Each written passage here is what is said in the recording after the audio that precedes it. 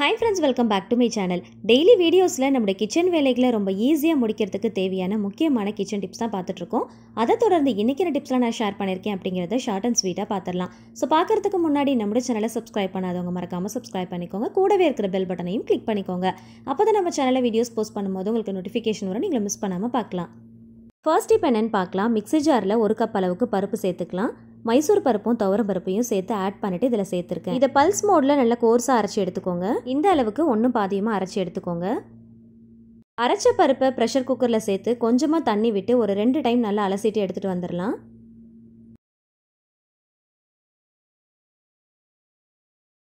பருப்பு வேகிறதுக்கு தேவையான அளவுக்கு கொஞ்சமாக தண்ணி சேர்த்துக்கலாம். எப்பயுமே பருப்பு வேக வைக்கும் போது ஒரு 4 பல்லு பூண்டை சேர்த்துட்டு வேக வச்சிங்க அப்படின்னா பருப்பு சீக்கிரமாக வெந்துடும். எப்பயுமே பருப்பு வேக வைக்கும் போது உப்பு மஞ்சத்தூள் மட்டும் சேர்த்துறாதீங்க. அந்த மாதிரி சேர்த்தோம் அப்படின்னா சீக்கிரமாக பருப்பு வேகாது.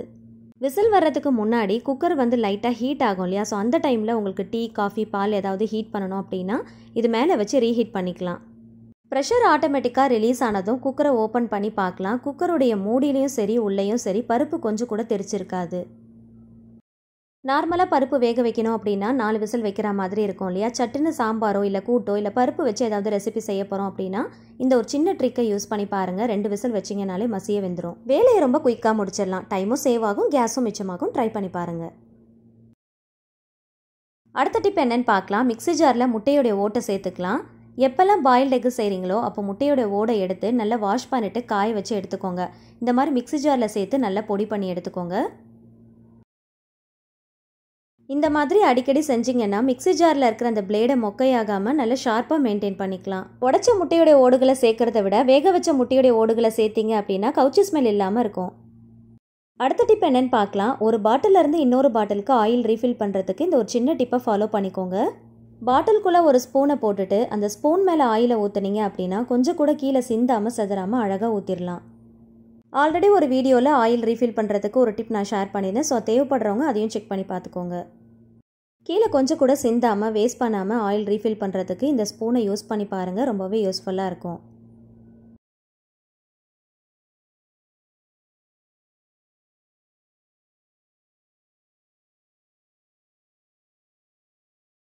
அடுத்த டிப் என்னன்னு பார்க்கலாம். எப்பயுமே தேங்காயை உடைச்சதும் ஒரு 10 நிமிஷத்துக்கு ஃப்ரீசரில் வச்சுட்டு அதுக்கப்புறம் கத்தியை வச்சு ரிமூவ் பண்ணிங்க அப்படின்னா தேங்காய் சில்லுகளை ரொம்ப ஈஸியாக எடுத்துடலாம்.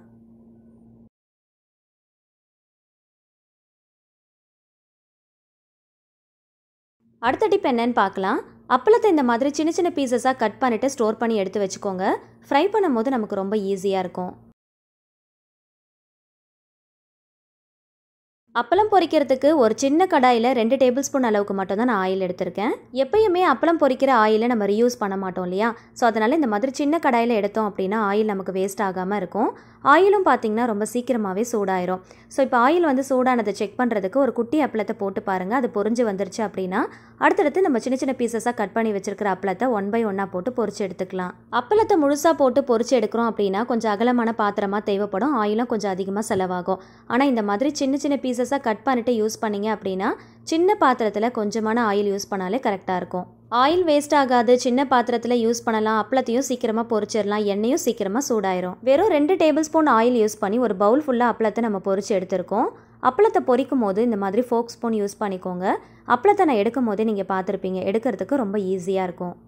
பொரிச்ச அப்பளத்தை அப்படியே வச்சிட்டிங்க அப்படின்னா பதத்து போன மாதிரி ஆயிரும். ஸோ மீதம் இருக்கிற அப்பளத்தை இந்த மாதிரி ஒரு ஏர்டைட் கண்டெய்னரில் போட்டு நல்லா டைட்டாக க்ளோஸ் பண்ணிவிட்டு ஃப்ரிட்ஜில் வச்சு ஸ்டோர் பண்ணிங்க அப்படின்னா பதத்து போகாமல் வச்சு யூஸ் பண்ணிக்கலாம். ட்ரை பண்ணி பாருங்கள். அடுத்த டிப் என்னன்னு பார்க்கறதுக்கு முன்னாடி நான்வெஜ் பிரியர்களுக்காகவே ஒரு ரெசிபி எப்படி செய்யறதுன்னு பார்க்கலாமா? பிரியாணி செய்கிற ப்ராசஸ் ரொம்ப லென்த்தியாக இருந்தாலுமே பிகினஸாக இருந்தாலும் பட்டையை கிளப்பிடலாம். ப்ரெஷர் குக்கரில் மட்டன் கூடவே சேர்க்குற இன்கிரிடியன்ஸ் எல்லாத்தையுமே ஆட் பண்ணி ப்ரெஷர் குக் பண்ணிக்கோங்க.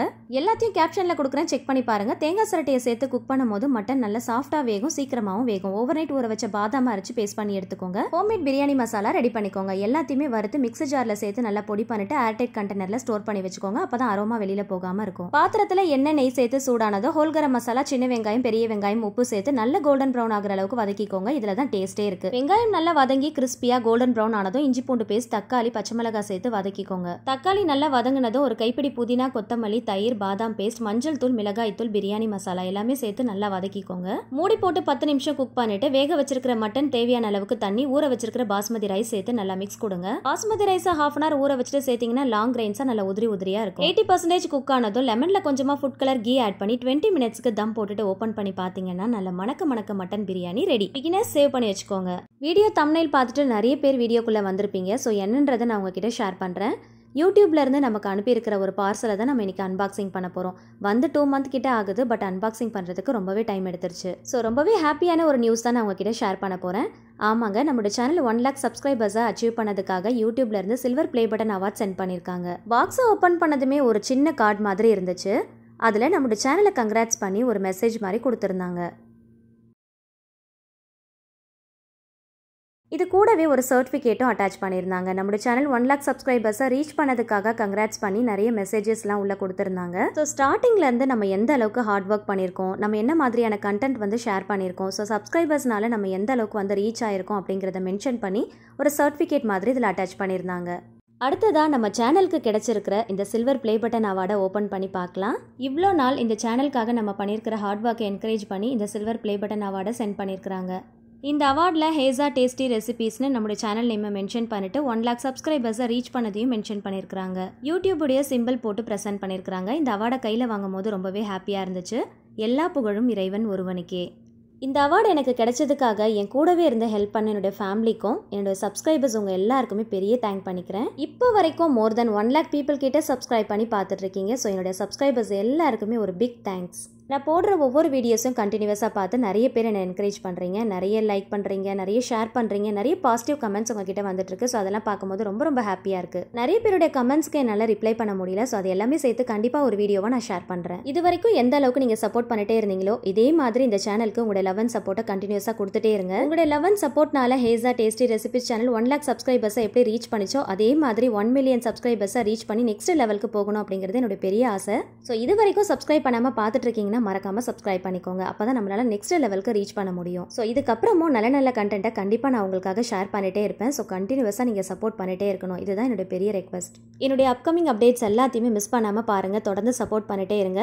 நிறைய நல்ல கண்டென்ட்ஸ் எல்லாம் நான் ஷேர் பண்ண போகிறேன். ஸோ எல்லாத்தையுமே வெயிட் பண்ணி வாட்ச் பண்ணுங்கள். இது வரைக்கும் நான் ஷேர் பண்ண கண்டென்ட் எல்லாமே கண்டிப்பாக உங்களுக்கு ரொம்பவே யூஸ்ஃபுல்லாக இருந்திருக்கும்னு நினைக்கிறேன். ஸோ இதே மாதிரி கண்டிப்பாக எந்த அளவுக்கு நல்லா யூஸ்ஃபுல்லான கண்டென்ட் கொடுக்க முடியுமோ அந்த அளவுக்கு நான் கண்டிப்பாக கொடுப்பேன். உங்களோட ஃபீட்பேக்கை நீங்கள் தாராளமாக ஷேர் பண்ணிட்டே இருக்கலாம். ஸோ வீடியோக்கு தொடர்ந்து சப்போர்ட் பண்ணுங்கள். அகெயின் வந்து ஒரு பெரிய தேங்க்ஸோட சப்ஸ்கிரைபர்ஸ்க்கு. எல்லாருமே அவங்களுக்கு பிடிச்ச ஒரு விஷயத்தை பண்ணுறாங்க அப்படின்னா ஏதாவது ஒரு விஷயத்தை அச்சீவ் பண்ணுறதுக்காக தான் பண்ணுவாங்க. ஸோ அதை மோட்டிவேட் பண்ணுற மாதிரி ஏதாவது ஒரு விஷயம் நடந்துச்சு அப்படின்னா அது அவங்களுக்கு ஒரு பெரிய சக்ஸஸ்னு தான் நான் சொல்லுவேன். ஸோ இந்த சேனலை பொறுத்த வரைக்கும் நான் பண்ண ஹார்ட் ஒர்க் என்னால் 1 wordல சொல்லி முடிச்சிட முடியாது. அந்த அளவுக்கு நான் ரொம்ப ஹார்ட் ஒர்க் பண்ணியிருக்கிறேன். ஸோ இப்போ நான் சொன்ன இந்த மெசேஜ் உங்களை ஏதாவது ஒரு விதத்தில் மோட்டிவேட் பண்ணியிருக்கோம் அப்படின்னு நினைக்கிறேன். இதை மாதிரி நீங்கள் ஏதாவது அச்சீவ் பண்ணியிருந்தீங்க அப்படின்னா கமெண்ட்டில் என்கிட்ட ஷேர் பண்ணிக்கோங்க. இந்த வீடியோவில் எந்த டிப் உங்களுக்கு பிடிச்சிருந்துச்சுன்னு மறக்காம கமெண்ட்டில் ஷேர் பண்ணுங்கள். வீடியோ பிடிச்சிருந்துச்சுன்னா லைக் பண்ணுங்கள். ஃப்ரெண்ட்ஸ் அண்ட் ஃபேமிலிஸ் கூட ஷேர் பண்ணிக்கோங்க. அப்கமிங் அப்டேட்ஸ் தெரிஞ்சுக்க ஆசைப்பட்டீங்கன்னா சேனலை மறக்காமல் சப்ஸ்கிரைப் பண்ணிட்டு தொடர்ந்து சப்போர்ட் பண்ணுங்கள். Thank you so much. கீப் வாட்சிங்.